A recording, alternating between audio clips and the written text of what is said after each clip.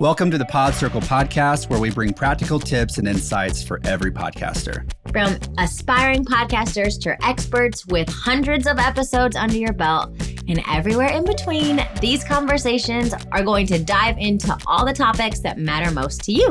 So let's get started. Let's do it.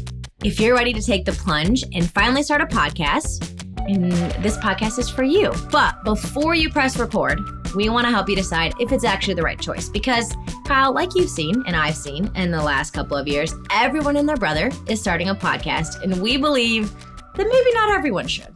Yeah, maybe not. But we think a lot of people should. And we're going to get to that later. Yes. But first, we're going to dispel some of the false expectations around starting a podcast. So the first one is that you want quick results. Yes. I think a lot of people, I see from a marketing standpoint, like, oh, we want more people. We want a bigger audience. We want to grow. Let's just start a podcast. And I think it's essential to start and manage expectations. Yes. And say, like the tortoise and the hare, podcasting is a slow and steady game.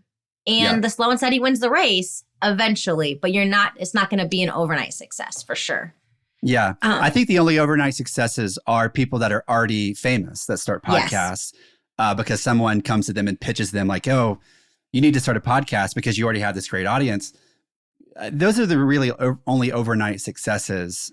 Mm-hmm. But those are still 10, 15-year successes because these people, they didn't become famous overnight. But for most people that are starting a podcast, I think it's safe to say it's a years-long commitment and journey. And I think from a business perspective, everything that I've been taught about marketing also kind of applies to podcasting too. If you think about podcasting as like a wing of your marketing, it's committing to it for months and even years, and then iterating along the way and getting feedback and working that in, and just committing yourself to that long game, that long process, and just doing it consistently over time. I think that's the name of the game, in my opinion. Yeah, I can think of a specific podcast that I used to listen to a while ago. And I mean, this woman had put in the reps and she became an overnight success when she had a book that blew up. But the reason that it blew up is that she had been showing up week after week after week for her audience and building it slowly so that when she released a book, when she was ready to ask them, hey, will you give me $24.95 to buy this hardcover, they were more than willing because she had been putting out quality content for such a long time. Yeah. Yeah. Similarly, I have a long-term client who started a podcast with us back in 2016 and relatively unknown, but just like you said, just stuck to it and has never missed a week. Releases podcasts every Tuesday morning without fail for like 7 years. And now she's creeping up on 3 million downloads. Wild. And for her, that's an amazing accomplishment for where she came from. And it's so fun to talk to her about how her podcast has grown her reach and her organization. She runs a nonprofit that is specifically for moms, and her content is so great. Her episodes are rarely over 25 or 30 minutes. Yeah. And it's just so impressive, like what she's done. And now she speaks all over the country. She has listeners all over the world. And just because of that stick-to-itiveness, that never giving up. And yeah, I think along these lines, if you are expecting people to find you organically, podcasting might not be for you either. Because again, we're going back to, are you already someone who's very famous and has a huge platform? Or are you someone who's willing to put in the reps and do that? And so I think what I like to encourage people, and even what I discovered starting my own podcast and for the organization that I work for, is that people aren't going to find you organically primarily. Right. They're going to find you from places that you already are. So social media, your email, your paid advertisements, guest spots on other podcasts, collaborations. I always joke that you don't own your social media followers. You don't own your podcast followers. You own your email list. So you need to be building them simultaneously. Yeah. I'll say about that, not to jump ahead to reasons that you should start a podcast, but I mean, I evangelize this all the time to people. I think starting a podcast is a wonderful thing in terms of just content creation because of how many different ways you can repurpose it, to writing, transferring a podcast conversation into a blog post, using the copy from that in your emails, taking snippets, clips of those really good clips of the podcast episodes and producing them into Instagram Reels and TikToks and things like that. Like, I just think it's a content machine. Mm-hmm. But I might be jumping ahead of myself a little bit there, but you're right. People aren't going to just find you organically because they don't know what to search for in Apple Podcasts, So it's leveraging all of those other outlets, your email list, your social media following, even just the guests that you have on, using their reach as well, sending them really good social media assets for them to promote on their channels as well. That's how people are going to find you. And it's just going to be that slow and steady wins the race, like you said, over time. Yeah. That's how the podcast is going to grow primarily, I think. Definitely. I think of some of my favorite podcasts and where I found them. I think guests are a big one. Some of the podcasts that I love, I simply searched a particular guest, or I heard them on a different podcast and they were talking about their show, and I kind of jumped over here and started listening to their podcast all the time, and maybe even abandoned the other show. I think it's just organic in that. And I think my encouragement with this would be show up consistently in your podcast and also have a multi-tier strategy for the ways that you are talking about what you do and who you are. Yeah, I agree. I think to that point, one of my favorite stand-up comedians, and I listen to a lot of comedy podcasts. His name is Rory Scovel. And I was so obsessed with him and his comedy. I just would search his name and just see what other podcasts he guested on. And I would just binge a bunch of those and listen to those. Yeah. So you're exactly right. I think that matters. Kyle, I'm going to get on my soapbox for a minute because I know that podcasting is a commitment. We've talked about that. You need to consistently show up. Yeah. But you also need to have a plan when you show up. And so it can get really tiring if you're just pressing record and you're not sure what you're talking about. And so we think you shouldn't start a podcast until you know what you're about. See the until I put there. If you can't answer the question, what's this podcast going to be about? Go back to the drawing board for clarity. Yeah. Because it's not going to serve your audience and it's not going to feel sustainable when you're pulling from the recesses of your mind all the time without a plan. So, what have you seen from your seat on this topic? Well, I mean, I'll speak from our firsthand. I mean, at Pod Circle, we offer these strategy sessions as part of some of our launch packages. When someone comes to us and they want to partner with us to help them launch a podcast, I get so excited when they decide to take us up on our strategy session, which is like a 2-hour session, depending on which one they go with. But it's 2 hours of dedicated time where we really zoom out and ask big questions about what's your why? What's the purpose of this podcast? Who is it for? And we get, it's this kind of cool funnel where we ask the big questions and then really hone in on the specifics of here's how long we think these episodes should be because of who's the listener here, and just getting really granular there and answering, I think, some of those, almost asking questions that they don't know to ask to get to some of those answers that I think are really important to get to before you really dive into those episodes. Yeah, those are some of my absolute favorite things to be a part of. So if you are finding yourself... And full disclosure, Mackenzie leads those strategy sessions. Full disclosure. She is so we used to do them together, and now I'm just sometimes I'll join, but now I'm just Mackenzie, you can just take it and run with it. I'm the dumbest person in the room, and I run Pod Circle, but man, when it comes to content strategy and really thinking big picture, but then we're getting really granular on what is this podcast about with clients, it's crazy to watch you work. Yeah. And I love that we get to leave people with tangible steps of okay, here's how I'm actually going to get started. Here's how I'm going to take this big vision and put legs to it and get going. And really get clear about who you are, who you're talking to, what you're talking to, and how you can serve people. Because I think when you go back to how is what I'm putting out into the world serving first and foremost, that's how you decide what you're about. So totally. Yeah. Right on. All right. The last one is the reason we think you shouldn't start a podcast is if you're trying to do it all yourself. So, as someone who likes to do it all myself, I understand this. But we've talked a lot about the commitment. Truly. Yeah. Because there's the saying, like, if you want it done right, you do it yourself. And I think a lot of people feel that way when they start their podcast. It's like, you know, and then they dig into all these things that are maybe not part of their core competencies, like how to edit audio, like which podcast host. And then you get into it and it's like, it might be exciting for a time, but once you get a couple episodes in, people oftentimes they get overwhelmed with it. Yeah.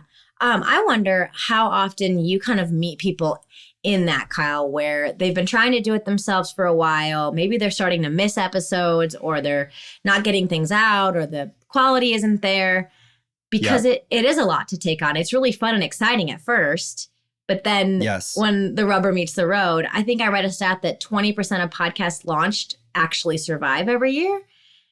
And I think a lot of that is because of this grind that we're talking about. Like, to put a quality podcast out on a consistent basis and show up when you say you're going to show up, it's not always easy. Yeah, I think you're absolutely right. I actually just talked to a client, a prospective client who we're going to onboard here shortly. She's in that same place.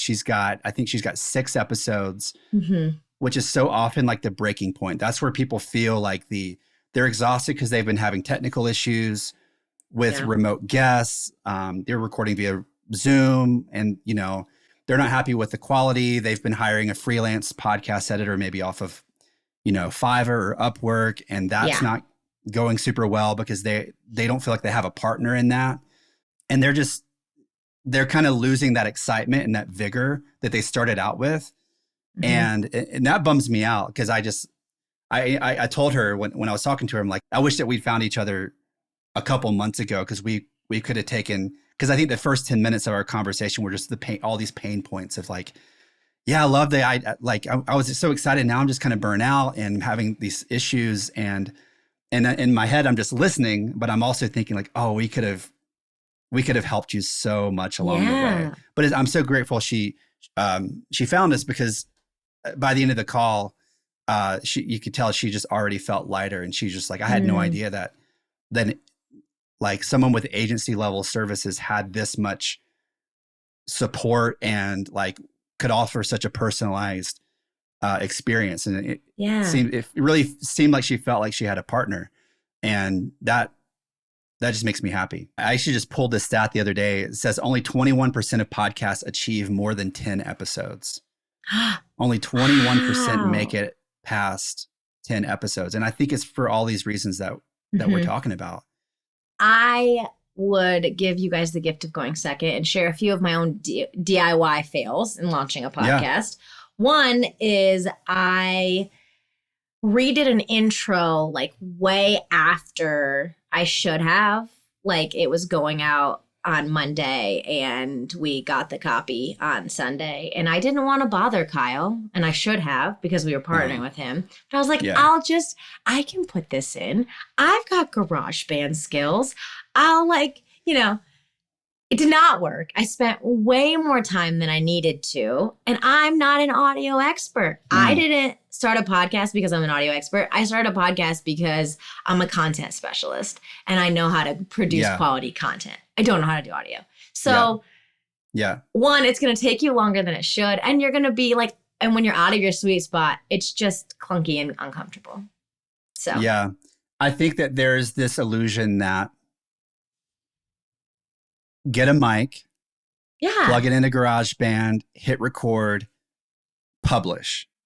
And honestly, I wish it was that simple. And maybe for some people it is, but for most, it just isn't. It just isn't. That's, you know, and then you get into it and you're like, oh, why does maybe if you do that and then you listen back on Apple Podcasts, and it's really cool to see your podcast show up. And then you listen, it's like, man, I sound really quiet, and something wrong with my mic. Like, why do I sound weird? And why is it so echoey and all of these things?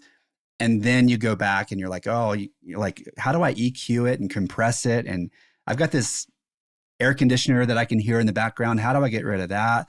And that's when they just need to hire an expert. Truly. How do I put intro music over top?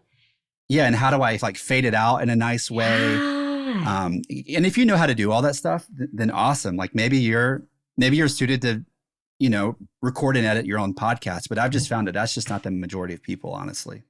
Yeah. And then I think in my own experience, like there are a lot of steps that maybe we don't think about. So we think we just plug it in and we load it up. But what happens when you need to have show notes and post it to a website and create social media graphics and make sure that you've got guest stuff and communicate? Like there's just a whole range of services and a whole range of tasks that need to happen for every single podcast, which is why I love what we do at Pod Circle, because we really do take the headache out of it and help you do what you do best, and then have someone else do something that you don't know how to do. Okay, let's quickly talk about why you should start a podcast. I think the first point harkens back to something we talked about earlier. People aren't going to find you organically, but you want to increase brand awareness and loyalty. So we really do believe that this is one of the greatest ways to do that. People spend more time listening to podcasts daily than scrolling social media or watching TV. And so you're really meeting people where they are, in their cars, doing their dishes. I used to listen to podcasts on long runs while I was training for half marathons. Like, you're meeting people in really vulnerable places and where they're already at. And this is such a great way, like we were talking about, to consistently show up and build trust with people that will translate into whatever your goals are, whether it's sales, whether it is a product, whether you have a service that you want to introduce people to. Maybe you're going to have a book launch. And I think there's so many reasons to want to build brand awareness and loyalty. Absolutely. And I think what's so unique about podcasts and what's so great about it is that it just creates this intimacy and like familiarity between the listener and the host or the guest or whoever's on it. But just having that person speak to you like right into your earbuds, right into your headphones, I just think it's such a cool relationship. And what's so great about it, as opposed to, watching, TV or something like that, is that you can kind of be totally disengaged. Like you can be on a run. You can be in the shower. You can be doing whatever, doing dishes, doing laundry. And I think that that's why podcast consumption just continues to go up. Like year over year, it continues to go up because you can consume it anywhere. I mean, I've heard of friends that take road trips and they just will put on, instead of listening to music, they'll just put on a podcast and listen to it on a road trip together, which I think is so cool. But it creates that loyalty. Like I've probably got a dozen different podcasts that I listen to on a weekly basis. And probably half of those I'm so loyal to. I don't miss an episode.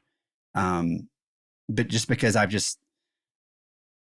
like it, I've just made it part of my routine, like every week. Like I've got my Monday podcast and my Tuesday podcast, and some of my favorite comedy podcasts come out on Wednesday, and you start to look forward to it. But I just think from a branding perspective, what better way to create trust and authority and familiarity with maybe a prospective customer or client, or if you're a speaker, like I think every speaker and author should have a podcast. Like it's such a valuable way to have a one-on-one connection. I don't think so. I think if you're in the business of wanting to curate a relationship with someone, there's no better way to do that. I know from my own perspective, I started a podcast at Onsite because we wanted to find a way to help emotional wellness be accessible and create something consistently for people who maybe couldn't come and experience our services firsthand. And it was such a beautiful gift to see, one, this is valuable on its own. And then it led people to want to know more about what we do and come and have an Onsite experience. So it was it's been super successful, I've seen, in curating a relationship, providing consistent value on its own, and then also helping people take that next step. And 6 out of 10 people listen to podcasts. Like, people are there. Everyone's there. Yeah. And what's cool in your case is like they already have so much trust because they're like, you guys are facilitating these really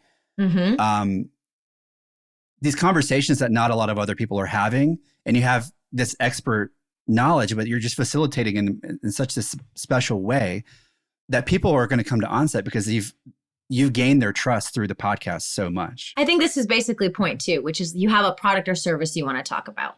I think podcasts are a really organic way to talk about what you do and to provide value to people. So Kyle, have you ever bought something based on hearing about it from a podcast or being loyal and, to someone who has a service or a product through a podcast? Yeah. Liquid IV. It's this thing you pour in water. Was that an ad? It was an ad. Yeah. Yeah. But, and this is a little soapbox of mine. I'll go on, read your own ads. If you're a podcast host, read your own ads. Don't have someone else do it. I know some people that hire like voiceover folks to read their ads. I'm like, no, it needs to come straight from you. So yeah, I bought Liquid IV because I was working out a ton at the time and just didn't feel like I was getting enough water. And I was like, oh, this sounds great. And it's supposed to taste great. And I think I had a buddy who tried it. So yeah. That would be one example. At Onsite, we have not branched out into having external ads. We're looking at that in the next year. But all of our ads are internal ads because we have such a complex suite of services. Yeah. We want to talk about what we do. So from our digital programs to our more intensive residential trauma treatment to our in-person experiences and our mercantile, we're always finding a way to relate it back to the topic. Whether we do a podcast on trauma, then we say like, hey, we have a class on trauma, or you can come and have this experience for a trauma workshop. And reading in our own voice and pushing back to our own services and products within that has been a strategy that has worked really well for us. Totally. One of the number one questions that I get with a new or prospective customer or client is, I want to monetize my podcast. How do I monetize my podcast? And as a newbie, if you're looking to sell ads, sell other people's ads, you've got to get those download numbers up first. Like, from what I've heard, advertisers don't even get super interested until you're averaging 1,000 or more downloads per episode. Yeah. And even then, I don't think those payouts are that great. So I tell people, why don't you bet on yourself? Like advertise your services or you know what I'm saying? Like if you're a comedian and you want to start a podcast, you should start every podcast by telling them where your next shows are. Like, hey, I've got shows in Spokane and, and if you're a course creator, advertise your courses. If you're a coach, a business coach, like my friend Alex, that's what he does. He has a great podcast and it's the content that he shares is so great. And he's so well positioned himself as an authority in the business coaching space. Yeah. And he advertises his coaching business that way. And I think I would be surprised if that's not one of the number one ways that he gets new clients. I should ask him, but I would be really surprised if it wasn't because it's such a great podcast. Yeah. And that leads us into the third reason we think you should start a podcast is if you want to establish yourself as an authority in your space. Yeah. Because you have a regular opportunity to talk about what you do and why you specialize in it and continue to just frankly toot your own horn and position yourself as an expert. What I discovered doing a little bit of research on this is that 75% of podcast listeners state that they tune in to their favorite shows to learn something. We all want to learn something. There's a reason I listen to Invisibilia. There's a reason that I listen every morning to the news. There's particular people that I trust and they've established themselves as an authority in different spaces and things that I want to learn about. There's a parenting expert that I listen to a podcast about. So I think there's no better platform to showcase your ideas and your knowledge than a podcast because you're consistently showing up and you can talk about so many topics connected to your expertise. Absolutely. I think that's a really great point and I totally relate. Number 4, you would like to network with others in your field. I love this one. I think this is such a good one because I think there's 2 parts to that. 1, you want to create a show that provides value for other professionals to tune into. And 2, you want to elevate other voices in your space through guest interviews. I can think of if you're a therapist, maybe you want to create a resource for therapists, but you're also going to be connecting and networking with other therapists. And you've created a platform where people want to come on and say, hey, I was on this person's podcast because they are an authority in this space and it's going to help me. And then you're creating relationships. I think a lot of comedians who do this. There's celebrities that do this. They're always on each other's podcast. There are authors that do this. Like, how do you figure out what your field is? Whatever your field is, there's going to be a podcast about it. Yeah. And we'll do the same with this podcast.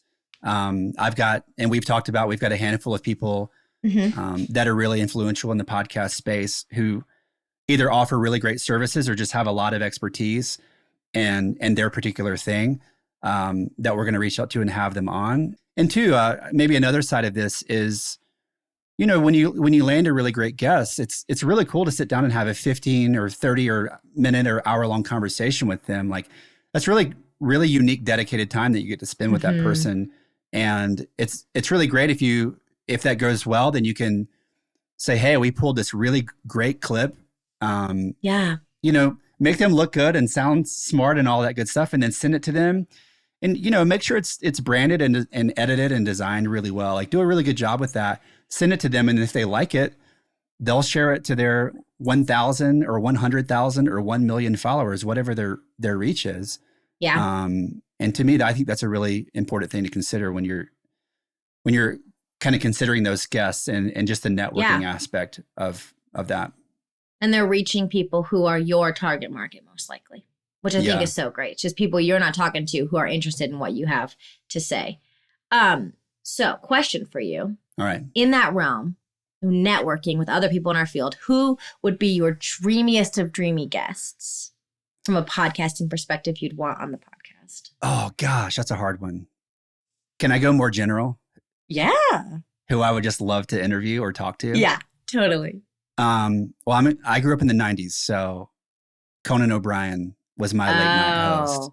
I love Conan O'Brien, and I love that he has a podcast. And he's one of the ones I kind of listen to religiously. Even if I'm not really that into the guest, I just want to hear him be an idiot, Yeah. So love Conan. I think I mentioned him earlier, one of my favorite comedians, maybe my favorite comedian. It's a guy named Rory Scovel. We grew up in the same town. I didn't know him there, but I grew up in South Carolina. Yeah. I just think the guy is hilarious. I love his specials, and would just love to grab a drink with him and record the conversation. I think it'd be super fun. What about a couple of yours? Well, here's the deal. I really think I would be best friends with Dax Shepard and Monica Padman. But that's the whole thing, right? Their whole podcast is all about like, you're part of our armcharies. They do such a great job from a content perspective. Great job. Yeah. So I think I would love that. Me too. Hey, listen, if you ever land that interview, I know. Hook a brother up, I mean, and if we're talking about incredible interviewers, it'd be incredible to get to interview Oprah and Brene Brown. Brene Brown is one of the most incredible interviewers because I think she's a social scientist. So I think those would be my top She's a researcher. Yes, people that I really admire. She's not going to take her research hat off when she does a podcast. She's going to know. She asks such good questions, and those are some quality guests right there. That'd be pretty sick. Totally. There you go. Yeah. Well, this has been a really fun conversation, and if you're ready to start your podcast, we want to help you at Pod Circle. Yeah. So reach out to us. That's what we do. I mean, we talked about a lot of things. We talked about, obviously there's the podcast editing and show notes writing and social media clips and things like that. But a lot of people just need a lot of help getting started. Yeah. You said it. I think you said in our trailer episode, every podcast begins with someone Googling how to start a podcast. And I really hope that we can show up in those search results. We're working on that, but it's just because we feel like we have so many resources and so much knowledge and so much expertise in launching and running successful podcasts that we love partnering with people. And I use that word intentionally, partnering with people. I think a lot of people feel like they just need a partner. And I think to go at it alone is to really, really suffer through until you find a partner who can really help you. Awesome. Well, I'm so excited to keep having these conversations with you, Kyle. Yeah. We'll talk to you guys next week.